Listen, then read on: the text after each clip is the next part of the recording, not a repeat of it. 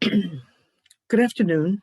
This is Marcia Tucker, priest, scribe, healer, writer, coming to you today with some information that can help you with your lunar magical practice. I have really revolutionized my own magical practices and my magical working that I do in concert with the phases of the moon using the book by Christopher Warnock. I know it's backwards, called The Mansions of the Moon, a lunar zodiac for astrology and magic. Christopher Warnock is a practitioner of traditional astrology, which is the type of astrology that was practiced in the Middle Ages in Europe, based on a great deal of information that some of which has been lost, but it handed down since the 11th century. And this was the astrology that the kings and the rulers of Europe went to these astrologers to get guidance on their decisions. The mansions of the moon have to do with 28 stations, you could say, of the moon in the moon circuit around the Earth. Just like the solar zodiac, we have 12 zodiac signs. There are 28 mansions of the moon. The origin of knowledge about these mansions comes from a book called The Picatrix, but there was a astrologer, a medieval astrologer, 15th century, 16th century, I think 16th century, Henry Cornelius Agrippa wrote the 3 books of occult philosophy. And in the 3rd book in here, he goes through information, and this is a compilation of many things that Agrippa has put together, but he was mainly using the source material, the Picatrix. This goes back just many centuries, goes back to the ancient Arabian astrologers, many of whom were the ones who named the stars. These mansions of the moon represent different positions of the moon, and therefore, through this philosophy, the mansions represent different things going on with the moon in their approach. Let me see here. Each particular mansion has its own characteristics, just like each zodiac sign has its own characteristics.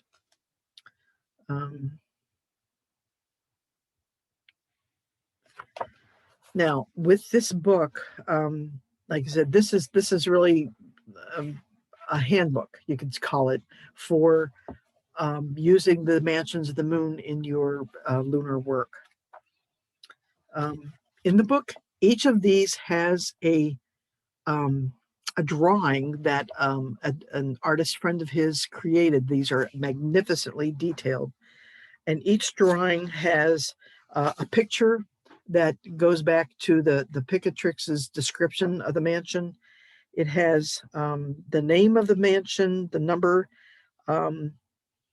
There's like a nickname for it. Like I'm looking here at the 12th mansion, Al Sarfa. These are all Arabian names, which translates to the tail of Leo. So this is the moon was in the Leo at this time.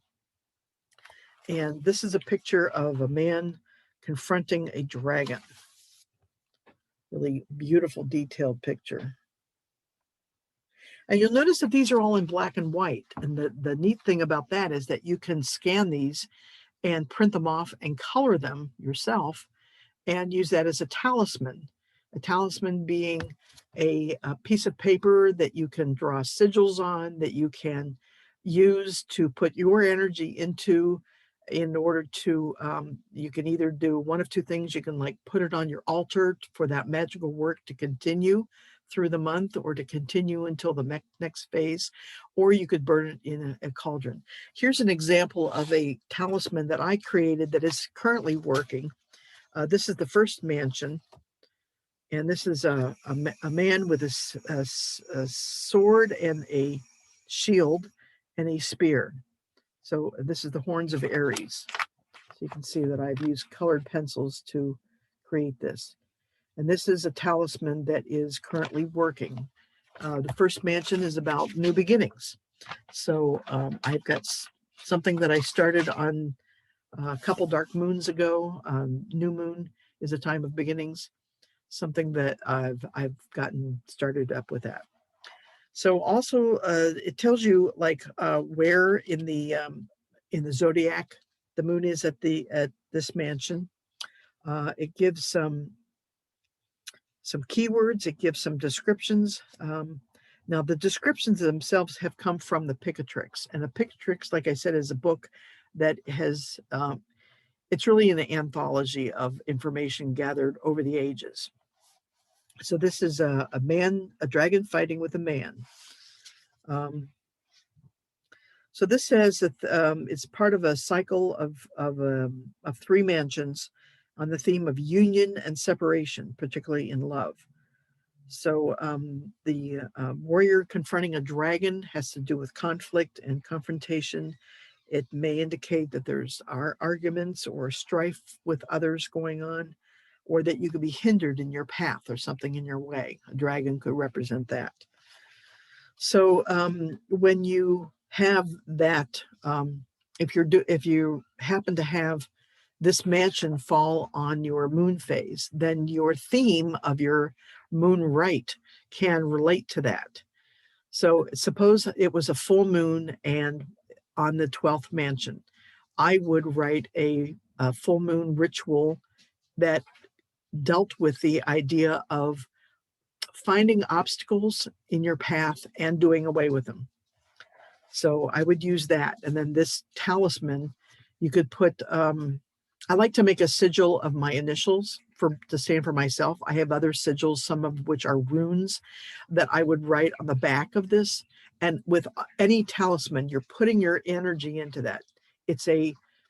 This is what we call sympathetic magic. Sympathetic magic is when you take your magical energy that you are setting into work and put it into something physical. It could be an object, it could be a crystal or a talisman, or even a piece of paper.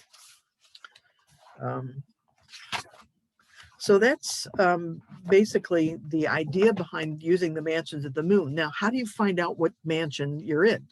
The book has a chart called an ephemeris. Unfortunately, it only goes to 2016, so I cannot use the ephemeris in the book anymore. Instead, I have an app. I got an app for that. Don't we all have an app for that? The app is called small I, Luna. Very simply, Luna. It's a free app. Okay, and this is what it looks like today, and it comes up with today. Today, the moon is waxing. This is October 27th. The moon is waxing. The moon is in Pisces until tomorrow morning. It's later in the day, starting tonight at 7:45 p.m. The moon will go void of course, meaning it's between phases, but between Pisces and Taurus. Then it says the moon is in the 28th mansion. Now that's the last one.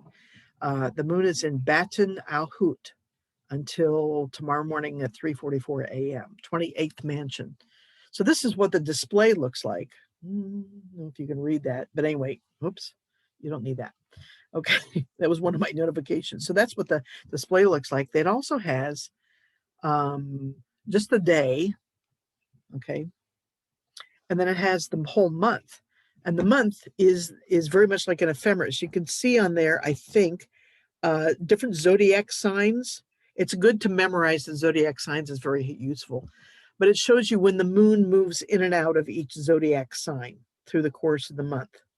And also you will see, like you'll see here, there's a circle, a blank circle. That's the point of the dark moon. And then the full circle down here, that is the full moon, the day for the full moon. So you know when the moon phases are, you know where you're going in and out. The colored bars, you can see I think you can kind of see the colored bars on the bottom of each square will show you when it's going in and out. and the gray parts are the void of course. Okay, generally it's not a good idea to do magical work on a void of course because the energies are scattered.